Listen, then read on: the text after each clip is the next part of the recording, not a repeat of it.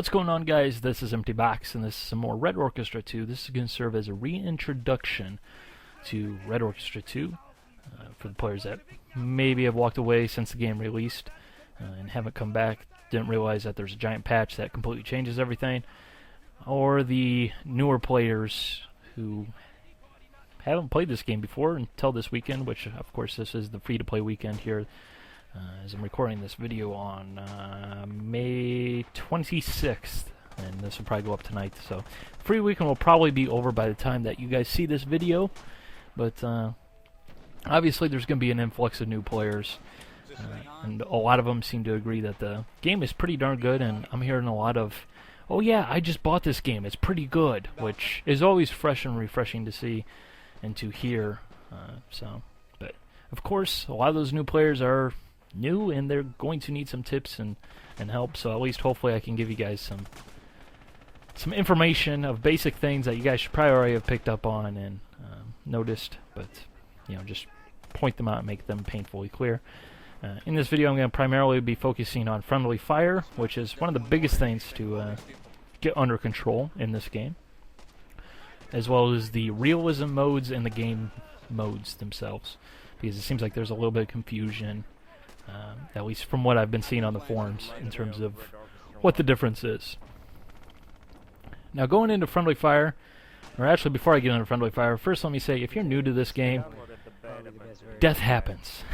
Death happens all the time in this game. Obviously, if you ever even touch this game, or Red Orchestra 1, or the mod before it became an actual game, you would know that Red Orchestra has a high degree of weapons realism, and, obviously when bolt-action rifles kill you in one shot and are pretty dang accurate when properly used, you will drop a lot. You will definitely find yourself sitting at the spawn screen more often than you'd like, and that's just part of the game, so just expect to die, and make peace with it. And plus, sometimes you just have to die, you gotta move in there and make that push that should not be made, but you have to, because otherwise you will get locked down, and actually I'll go into that a little bit later. Okay, under friendly fire though. Friendly fire will happen in this game. It will always happen. Obviously being the free weekend right now, there's been a lot of friendly fire, especially for you newer players who haven't seen anything else. It's been much worse this weekend than it usually is, but it's still going to happen, so try not to get too terribly frustrated when you get team killed, because most every time it's not intentional. Most players do not play to team kill players. As you see, someone there team killed someone with a grenade, but just be warned that you will team kill someone will team kill you. It's going to happen in this game, so make peace with it. Try not to rage. Try to keep it under control, because usually if you keep it under control, you won't have any problems with, a conga line of people saying, ban him, he's a team killer! Because pretty much everyone knows and recognizes that, accidents happen. Fortunately, this is a video game, and you can just respawn rather than, die. That's usually a better option, to be able to respawn, so. Okay, how you can prevent friendly fire. Friendly fire, or, well, you can't necessarily prevent it, but you can take steps to prevent it from happening from both ends. The first and most simple one is positioning. Obviously, if you see the ridgeline I'm shooting at right now, or was shooting at, if there was a German soldier, which would be one of my friendlies, coming over that hill, facing me, I have to say, why would he be there? He should not be coming towards me. Anyone who is coming towards me from that area is a threat. Anyone who's, moving towards that position, they're not a threat, I mean, I'm not saying that, as soon as someone comes over that hill, I should shoot them, because obviously there is a chance that there is a friendly coming over there, just in case, you don't want to team kill people. I mean, especially from that range, I'm not really in too terribly much danger, I can see people with my scope. They probably can't see me too terribly well with their likely iron-sighted bolt actions, so I do have a little bit of leeway there.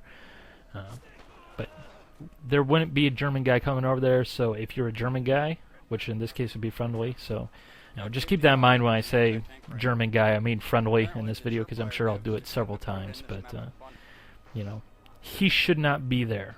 If there is a guy who flanked around or whatever, and he's coming across that hill, he should definitely be pointed basically downrange toward the enemy rather than towards me, towards my team. Because if, say there is a enemy off to the left of where I was at that instance, and he's shooting at him towards friendlies, but, not at friendlies, once he starts shooting, obviously there's going to be a muzzle flash, someone's going to see him, and there's a good chance, seeing how he's shooting back towards where we are positioned, that he's going to end up getting team killed because he's in a bad spot to be shooting back towards. The easiest example to point out is, for example, when you have multiple objectives, such as when you have to defend one point while you're attacking another point, which can often happen is a portion of your team attacking the flag ahead of you, for lack of a better term, and the team with the defending the area behind you. What can end up happening is the team that's attacking can end up pointing their weapons back towards the team that's defending it. And, as soon as that team attacking starts shooting at the enemy who's attacking the objective that your team is defending, that can easily be interpreted as there's an enemy over there, because that's an area where enemy is logically going to be coming from, and they're shooting towards us. Now, friendly should not be shooting at me. If it's shooting at me, it's hostile, It's pretty simple, so just keep in mind where you're shooting at, and if you see a friendly next to a Russian, or in this case an enemy, unless you can absolutely save their bacon, and it's one of those things where you will save their bacon or they will die anyways, be very, very, very careful, because obviously once you start shooting back towards friendlies, it can get really hairy real quick, because, again, that's often going to be interpreted as there's a guy shooting at me, he's shooting at my friends, I need to kill him before he kills my friends or he kills me, so I'm going to take that shot. That's most often how friendly fire ends up happening in this game. Not to say it's the only way, sometimes it's just a complete brain fart, but that's one of the easiest and most preventable ways to prevent friendly fire, is just good positioning and not putting yourself in a bad spot. Because a lot of friendly fire does happen simply because of bad positioning on one person or another person's fault. In terms of other ways to recognize who is friend and foe, which is another crucial part to preventing friendly fire, the first and most obviously visible is just the uniforms. If you pay attention, the Russians are wearing tan, the Germans are wearing green. This does not change at all with the classes. Obviously the uniforms change for different classes, such as the Russian assault trooper, he has a helmet on, whereas the regular rifleman has their fuzzy hats. But and yes, that is a technical term. They still both wear tan though, so if it's wearing tan, it's Russian. If it's wearing green, it's German. So obviously if you're a Russian, shoot the green people. If you're a German, shoot the tan people. Simple as that, just red versus blue, only with different colors. The other easier way to tell at range, when often there's kind of some fog effect that makes it a little bit harder to see what color uniform they're wearing, is basically the way they run. That is supposedly both sides train their soldiers to run with their weapon different ways. I'm not sure if this is completely historical accurate or whatever, and I'm not going to go into the merits of that, but the important thing to know is that, as you can see, Germans run with their weapon in one hand, whereas the Russians run with their weapon in two hands. With their weapon across their chest, basically. Obviously that's a very easy way to tell, and very quick. See right there, Russian guy running with his weapon across his chest, doing the truffle shuffle, as I call it. But, at range, essentially when people are crouch running, which is usually the way most people move, as it makes you a smaller target, which definitely in this game is important, because if you are exposed like I am right now, there's a good chance you will get your head taken off. It's going back to the first thing I said, you're going to die a lot. So when they are crouch running though, the Russians seem to basically look like they're running a little bit lower to the ground, I don't think they actually are. It's just the two-handed position. They kind of run around like they're running around on all fours, it looks like from a distance, whereas the German soldiers, they look like they're kind of like power walking, like with their knees in their face, for lack of a better term. Like really swinging their arms really violently. Kind of like they're doing a turbo goose step low to the ground, for lack of a better term. So, basically, pay attention to how they're running, pay attention to their uniforms, and don't put yourself in a position where you're shooting back towards friendlies, and you shouldn't have too terribly much issue with getting team killed or team killing people, and you should be a little bit better off because of it. But let's go into the realism modes and the game types, because there's a good bit of confusion there, it seems. First off, realism and classic mode are very similar. That is, of course, the realism modes. I'm not going to say I prefer either one. I do prefer classic mode slightly, but that's not to say realism mode is a bad thing or, at all. But there are some small differences. They're not too terribly big, but they definitely have an effect on the gameplay, and you can feel it. Basically, in classic mode versus realism mode, you sprint slower. You have less stamina. When you are depleted of stamina, there is much more weapon sway. So when you run, you need to run for shorter periods of time, or else you're going to need to rest up a little bit longer. Stamina also seems to take a little bit longer to recover. There's more weapon sway. There's a little bit more weapon recoil, I do believe. In classic mode, there's no bandaging, and basically that entailed the change in the damage system. From what the patch notes say, where basically, as I understand it, in realism mode, because of the bandaging system that is there, you can actually shoot someone and they'll start bleeding, like I'm doing right now, where basically 50% of the weapon damage is from the bullet actually hitting the person, another 50% is from basically blood loss, which in classic mode with no bandaging, it's just all weapon damage. I do believe that essentially means that rifles in classic mode are much more dangerous, but in both modes, if you pop your head out, chances are you're going to die if someone is looking in your direction. So, not too terribly much of a huge change in application. I don't know. Classic mode also does remove the weapon unlocks. Obviously, realism mode, there are the weapon unlocks, such as the bayonets that you can attach, in the menu now. You can't remove them in-game. I know a lot has been made about that, but, it is what it is. Weapon scopes, and as well as in classic mode, several of the classes have different limitations in terms of player count numbers. This is basically to limit the amount of MKB-42s and ABT-40s on the battlefield, which personally is the biggest change for classic mode and the most welcoming change, in my opinion, at least for me, because I thought it was a little bit silly to have the MKB-42 running around on the battlefields there, because it seemed like every now and then, every gun in the game was an MKB-42, but, that's a different story for a different time. So basically, another thing within classic mode is there's no weapon secondary zoom. What that is basically when you hold your breath or your focus or whatever, you'll see the screen basically zoom in a little bit. In realism mode, that's removed in classic mode.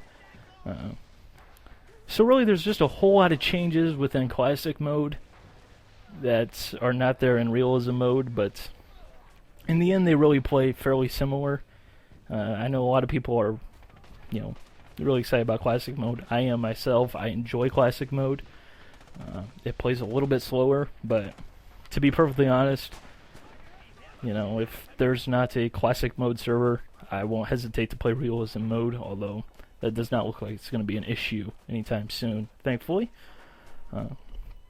They're really similar, to be perfectly honest. It's just a whole bunch of small little changes. Going into action mode, which is another new mode that they added in with this update. For you guys that are maybe my regular viewers who have managed to watch this video for this long, even though you probably don't care about this video, basically, if you're a Battlefield type player, Really? action mode really might have something to offer you. And I know a lot of people within the Red Orchestra community are like, "Oh, action mode, kill it with fire. I don't want that. Get out of here."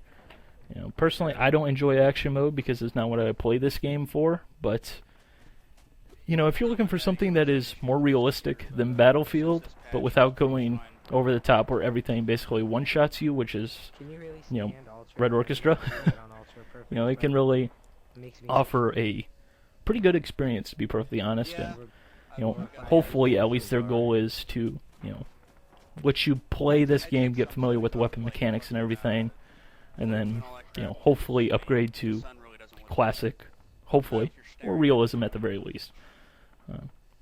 Basically the changes, there's a little bit less recoil. There's still a lot of recoil. There's still more than there is in any Battlefield game. And I tried running the AVT-40, which is basically full auto SVT-40, and there's still a lot of recoil, especially compared to, like Battlefield 3 or, even Battlefield 2.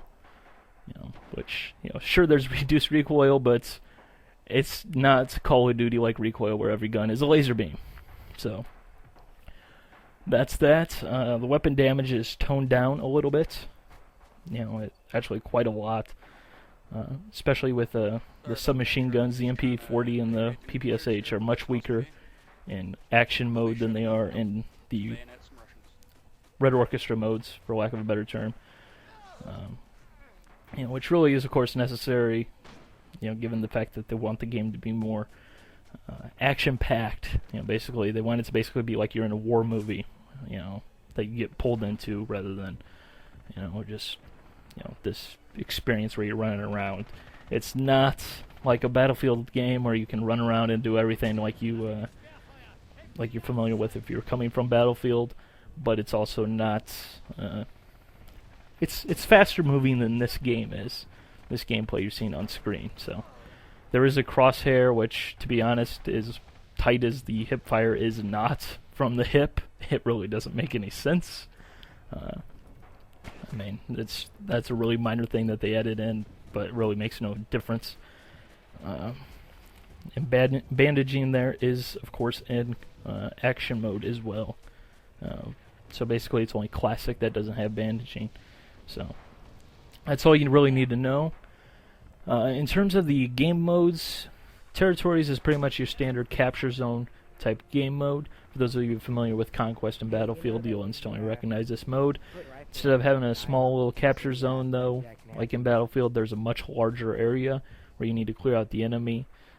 Usually there's one or two objectives that you can either attack or defend, which is pretty straightforward. Countdown is basically that with a single mode or single life spawning system, as well as the fact that each attack and defend objective is broken down into one at a time, and when you get respawn after each individual one is successfully completed. Firefights is basically your standard team deathmatch mode, and really not any deeper than that. So hopefully you guys enjoyed this little tips and trick video. If you guys have any questions, let me know, and bye.